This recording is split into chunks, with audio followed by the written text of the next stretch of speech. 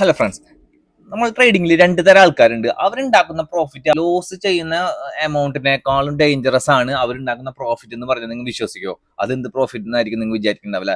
First one എന്ന് പറഞ്ഞു കഴിഞ്ഞാൽ ബിഗിനേഴ്സ് ആയിരിക്കും കേട്ടോ. അവരെന്ന് വെച്ച് കഴിഞ്ഞാൽ അവരെല്ലാ സ്ട്രാറ്റജീസും ബാക്ക് ടെസ്റ്റ് ഒന്നും ചെയ്യാണ്ട് ഈ യൂട്യൂബിലും ഇവിടെ നിന്നൊക്കെ കിട്ടിയതും ട്രേഡിംഗ് ഫ്രണ്ട് പറഞ്ഞതും ഒക്കെ കാണുന്ന സ്ട്രാറ്റജീസ് എല്ലാം അവർ യൂസ് ചെയ്ത് നോക്കും.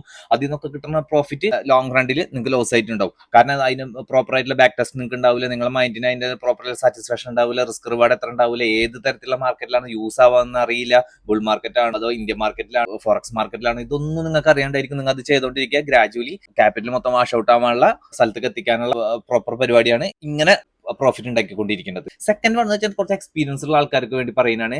അവരുടെ പ്രശ്നം എന്ന് വെച്ച് കഴിഞ്ഞാൽ അവർക്ക് ഡിസിപ്ലിൻ ഒക്കെ കുറച്ച് വന്നിട്ടുണ്ട്. അവർ ഡിസിപ്ലിൻ ആയിട്ട് പ്രോപ്പർ ആയിട്ട് ട്രേഡ് ചെയ്യുന്നൊക്കെ വിചാരിച്ചിട്ട് അവരെന്ത് ചെയ്യും, 2-3 ദിവസമൊക്കെ ഡിസിപ്ലിൻ ആയിട്ട് പതുക്കെ കൺസിസ്റ്റൻസി ആയിട്ട് സ്ലോ ഗ്രോത്തിലൂടെ അവർ കുറച്ച് പ്രോഫിറ്റ് മേക്ക് ചെയ്തുകൊണ്ടേയിരിക്കും. അങ്ങനെ കുറച്ച് മേക്ക് ചെയ്ത് കഴിയുമ്പോൾ വീണ്ടും അവന് ഉള്ളിൽ ഉറങ്ങിക്കെടുക്കുന്ന അവന്റെ സാധനങ്ങളെല്ലാം പുറത്തേക്ക് വരും. ഗ്രീഡ്, പെട്ടെന്ന് പൈസ ഉണ്ടാക്കാനുള്ള പ്രശ്നങ്ങൾ, ഇതെല്ലാം പുറത്തേക്ക് വരും കേട്ടോ. ഇതൊക്കെ എല്ലാവരും ട്രേഡിംഗ് ലൈഫിലുള്ള ഒരു സംഭവം തന്നെയാണ്.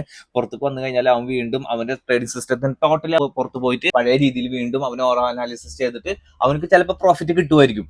ആ പ്രോഫിറ്റ് കിട്ടിയാലും നിങ്ങൾക്ക് ഡേഞ്ചറസ് ആണ്. കാരണം ആ പ്രോഫിറ്റ് കിട്ടി കഴിഞ്ഞാൽ ഓട്ടോമാറ്റിക്കലി അവന്റെ ഡോപ്പമിനും അവൻ ചെയ്ത അനാലിസിസും കറക്റ്റ് ആണെന്നുള്ള ഒരു അപ്രീസിയേഷൻ അവന് ഓട്ടോമാറ്റിക്കലി അവന്റെ ബ്രെയിനിൽ കിട്ടും. അവന്റെ ഡോപ്പമിന് ഓട്ടോമാറ്റിക് ക്രഷ് ആയിക്കൊണ്ടിരിക്കും.